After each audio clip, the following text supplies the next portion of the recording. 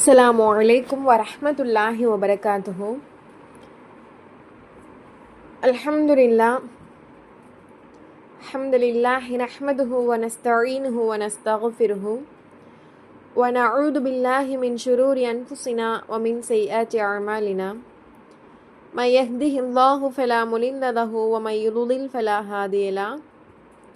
அஷ்ஹது அன் லா இலாஹ இல்லல்லாஹ் வ அஷ்ஹது அன்ன முஹம்மதன் அப்துஹு வ ரசூலுஹு. அம்மா பஅத்.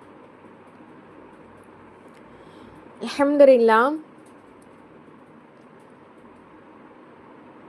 ஒரு மனிதன் அல்லாஹுவை, தன்னை படைத்த இறைவனை முழுவதுமாக அறிவதின் மூலியமாக அவன் சிறந்த முத்தகீன்களாக, ஆகச்சிறந்த ஒரு முத்தகீனாக மாறலாம் என்பதை நாம் அறிந்தோம்.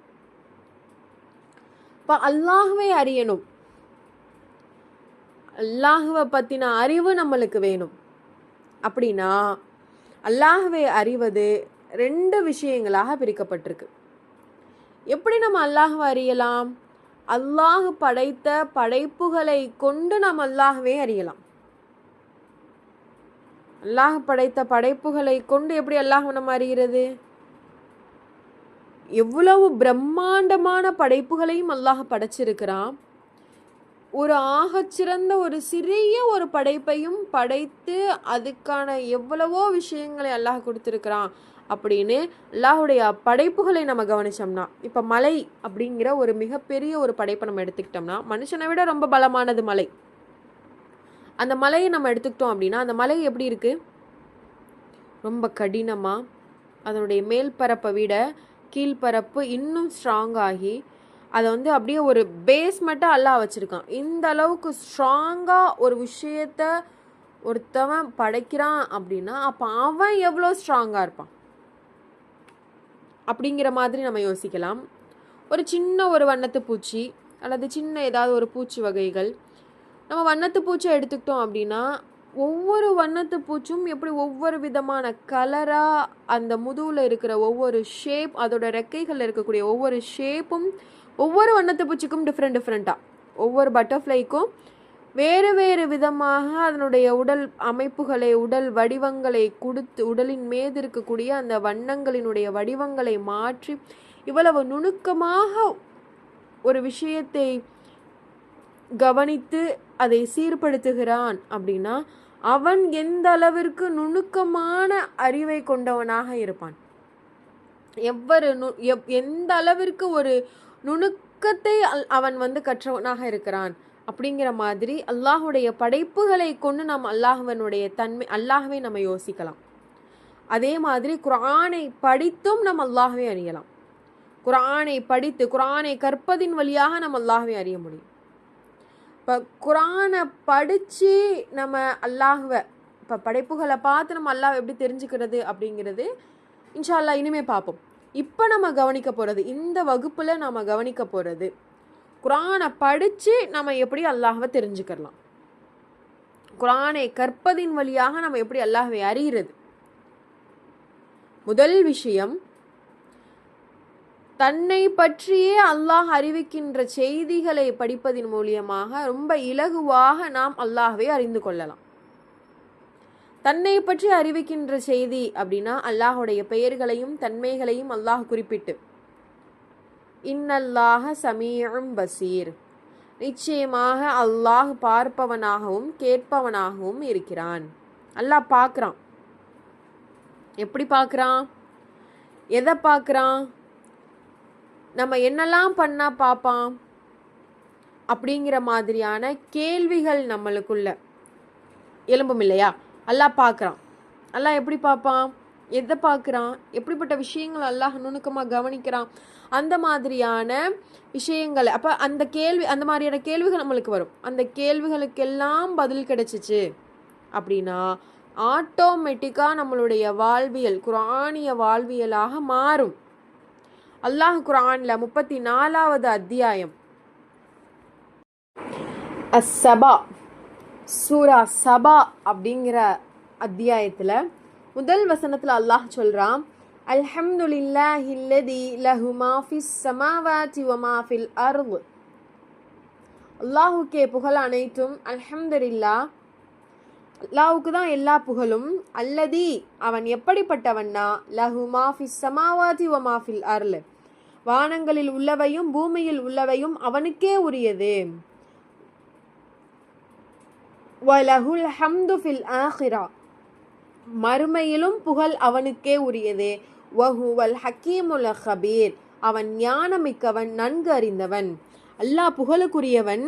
அந்த அல்லாஹ் எப்படிப்பட்டவன்னா அப்படின்னு அவனுடைய தன்மைகளை, தன்னை பற்றின செய்தியை அல்லாஹ்வே தெரியப்படுத்துகிறான். நான் தான் அல்லாஹ், என்னுடைய புகழ், அதாவது அல்லாஹ்வுக்கு மட்டும்தான் புகழ். அப்போ அந்த அல்லாஹ் அல்லதி எப்படிப்பட்டவன் அப்படின்னா, அல்ஹம்துலில்லாஹில்லதி, அல்லாஹ்வுக்கே புகழ். அல்லதி, அந்த அல்லாஹ் எப்படிப்பட்டவனா, லஹு மா ஃபிஸ் ஸமாவாதி வ மா ஃபில் அர்த் வ லஹுல் ஹம்து ஃபில் ஆஹிரா வ ஹுவல் ஹக்கீமுல் ஹபீர்.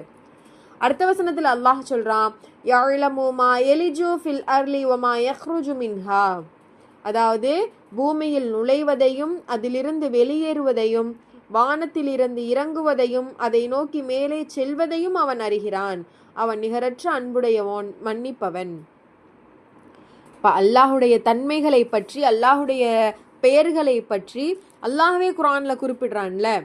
அப்போ இது மாதிரியான வசனங்களை படிப்பதின் மூலியமாக, இந்த மாதிரியான விஷயங்களை மேலோட்டமாக நம்ம ரீட் பண்ணாலே, வாசித்து பார்த்தாலே நம்மளுக்கு என்னவாயிடும், அந்த விஷயங்கள் நம்மளுக்கு ரொம்ப இலகுவாக புரிஞ்சிடும். அப்போ இது மாதிரியான தன்னை பற்றி அல்லாஹ்வே அறிவிக்கின்ற செய்தியை நம்ம படிக்கும் பொழுது, குர்ஆனிலிருந்து நாம் வாசிக்கும் பொழுது அல்லாஹ்வை அறிவது நம்மளுக்கு ரொம்ப இலகுவாக இருக்கும். ரெண்டாவது விஷயம், முதல் விஷயம் எப்படி தன்னை பற்றி அறிவிக்கின்ற செய்தியை, அல்லாஹ்வே அறிவிக்கின்ற செய்தியை படிக்கும் பொழுது அல்லாஹ்வை அறிவது மிக ஈஸியாக, ரொம்ப சுலபமாக இருக்குமோ, அதில் இரண்டாவது விஷயம், தன்னை வணங்க வேண்டும் என்று சொல்லப்படுகின்ற வசனங்களையும் அல்லாஹ் குர்ஆன்லேயே என்ன சொல்கிறான் அப்படின்னா, நான் தான் அல்லாஹ், நான் இப்படிப்பட்ட தன்மைகள் உடையவன் அப்படின்றத சொன்ன அல்லாஹ், என்னை நீங்கள் வணங்குங்க, என்னை நீங்கள் வணங்குங்க அப்படிங்கிற செய்திகளை அல்லாஹ் குர்ஆனில் 6வது அத்தியாயம் அல் அன்ஆம், சூரா அல் அன்ஆம் அப்படிங்கிற அத்தியாயத்தில், 6வது அத்தியாயத்தில் 102வது வசனத்தில் அல்லாஹ் குறிப்பிடுகிறான், அவனே உங்கள் இறைவனாகிய அல்லாஹ், அவனை தவிர வணக்கத்திற்குரியவன் வேறு யாரும் இல்லை, அவன் ஒவ்வொரு பொருளையும் படைத்தவன். அல்லாஹ் என்ன சொல்கிறான் அப்படின்னா, அவன்தான் உங்களுடைய இறைவன். அல்லாஹ் தான் உங்களுடைய இறைவன். அவனை தவிர நீங்கள் வேறு யாரையுமே வணக்கத்திற்கு தகுதியானவங்களா ஏற்றுக்கிறாதீங்க. அவன்தான் எல்லாத்தையுமே படைச்சான். அப்போ எல்லாத்தையுமே படித்த அந்த இறைவனை, எனவே அவனை நீங்கள் வணங்குங்கள். ذَلِكُمُல்லாஹு ரப்புக்கும், அல்லாஹ் சொல்கிறான் 102வது வசனத்தில், ذَلِكُمُல்லாஹு ரப்புக்கும், அவனே உங்கள் இறைவனாகிய அல்லாஹ், லா இலாஹ இல்லாஹுவ, அவனை தவிர வணக்கத்திற்கு தகுதியானவன் வேறு யாரும் இல்லை, ஹாலிகு குல்லி ஷையின் ஃபஅபுதுஹு, அவன்தான் ஒவ்வொரு பொருளையும் படைச்சான், ஃபஅபுதுஹு, எனவே அதனால் அவனை நீங்கள் என்ன பண்ணுங்க, வணங்குங்க. வஹுவ அலா குல்லி ஷையின் வக்கீல், அல்லாஹ் அவன் அனைத்து பொருட்களுக்கும் பொறுப்பாளனாக இருக்கிறான். அப்போ அல்லாஹுடைய பண்புகளை அல்லாஹ் எப்படி சொல்கிறான், நான் இப்படிப்பட்ட ரப்பு, என்னை நீங்கள் வணங்குங்க. அல்லாஹ் எப்படி சொல்கிறான், என்னை நீங்கள் வணங்குங்க அப்படின்னு அழகான முறையில் தன்னை வணங்கக்கூடிய விஷயத்தை சொல்லி, என்னை நீங்கள் வணங்குங்க, நான் லேசான ஆள் கிடையாது அப்படிங்கிற விஷயத்த அழகான முறையில் அல்லாஹ் சொல்லி காட்டுறான். இது மாதிரியான விஷயங்களை படித்து நாம் சிந்திக்கும் பொழுது அல்லாஹ்வை பற்றின அறிதல் நம்மளுக்கு கிடைக்கும். மூன்றாவது விஷயம், அல்லாஹ் நம்மளுக்கு ஏவக்கூடிய வசனங்களை யோசிக்கும் போது, அந்த விஷயங்கள் எல்லாம், அதாவது தன்னை பற்றி அறிவிக்கக்கூடிய செய்திகளை எல்லாம் நம்ம வாசித்து பார்த்தாலே நம்மளுக்கு வந்துடும். வணங்கணும் அப்படின்னு சொல்கிற விஷயங்களை கொஞ்சம் யோசித்து பார்க்கும் பொழுது வரும். அல்லாஹ் நமக்கு ஏவக்கூடிய வசனங்களை நாம் நிதானித்து சிந்தித்து பார்க்கும் பொழுது அல்லாஹ்வை நாம் மிக அழகாக அறிய முடியும். அல்லாஹ் ஹலால் ஹராம் அப்படின்னு ஏன் அமைச்சான் அப்படிங்கிறத நம்ம யோசிச்சாலே, அல்லாஹ் நம்மளுக்கு ஏவக்கூடிய விஷயங்கள்லாம் என்ன? இதெல்லாம் நீ பண்ணு நன்மை, இதெல்லாம் நீ பண்ணாத, அது உனக்கு சரியா வராது, அதெல்லாம் உனக்கு செட் ஆகாது அப்படின்னு அல்லாஹ் நம்மளுக்கு நன்மையையும் தீமையையும் பிரித்து காட்டி, இதெல்லாம் ஹலால், நீ தாராளமாக நீ பண்ணிக்கலாம், இதெல்லாம் ஹராம், நீ பண்ணாத அப்படின்னு அல்லாஹ் நம்மளுக்கு சொல்லி காட்டி இருக்கிறானே, அதெல்லாத்தையும் நம்ம கவனிச்சாலே அல்லாஹ்வை நாம் மிகவும் இலகுவாக நாம் அறிய முடியும். 4வதாக உள்ள விஷயம், நீ நான் சொன்ன விஷயங்களெல்லாம் கேட்டு நடந்தனால உனக்கான நன்மைகள் இருக்குது அப்படின்னு நன்மையை கொண்டு நமக்கு சுபச்செய்தி சொல்கின்ற வசனங்களை படிக்கும் பொழுது நாம் அல்லாஹ்வை அறிய முடியும். ஒரு சின்ன விஷயம் உனக்காக நான் பண்ணேன், ஆனால் நீ எனக்கு இவ்வளவு பெரிய பிரதிபலனை அதுக்காக தரியே அப்படிங்கிற விஷயங்களை நாம் அல்லாஹ் நமக்கு கொடுக்கக்கூடிய நன்மைகளை நாம் யோசித்தால் அல்லாஹ்வை நாம் மிக இலகுவாக அறிய முடியும். இறுதியான விஷயம், அல்லாஹ் தடுத்த, அல்லாஹ் வேணாம் என்று சொன்ன, அல்லாஹ் கூடாது என்று சொன்ன செய்திகளை நாம் செய்யும் பொழுது அல்லாஹ் நமக்கு வழங்க இருக்கிற தண்டனைகளை நாம் யோசித்தால், தண்டனைகளை குறித்த வசனங்களை குர்ஆனிலிருந்து நாம் படித்தால், கற்பதன் மூலியமாக, வாசிப்பதின் மூலியமாக அல்லாஹ்வை மிகவும் இலகுவாக அறிந்து கொள்ளலாம்.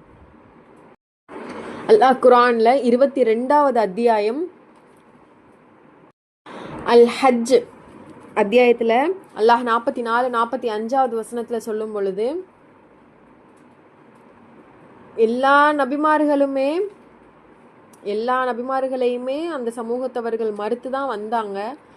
நாம் என்ன செய்வோம் அப்படின்னா, அவங்களுக்கு நம்ம அவகாசம் கொடுப்போம், பின்னர் அவர்களை பிடித்தோம், அவங்களுக்கு கண்டிப்பாக வேதனை இருக்குது அப்படின்னு அல்லாஹ் தண்டனையை குறித்தும் நம்மளை எச்சரிக்கை செய்கிறான்.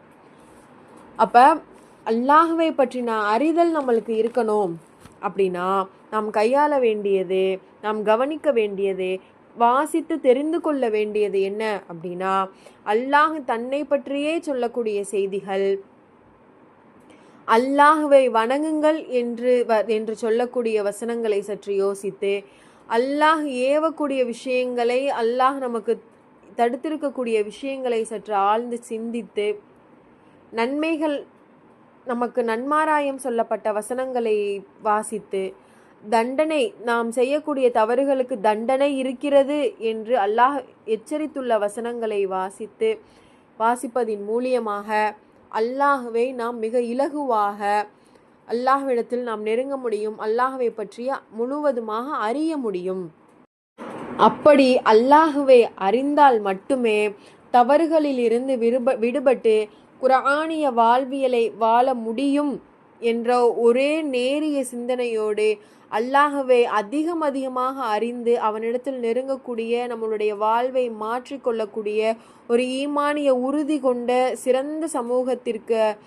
சிறந்த சமூகமாக வாழ்ந்து மரணிக்கக்கூடிய ஒரு நற்பாக்கியத்தை அல்லாஹ் இந்த வகுப்பின் மூலியமாக நாம் அனைவருக்கும் தர வேண்டும் என்று பிரார்த்தித்தவளாக எனது உரையை முடித்துக்கொள்கிறேன்.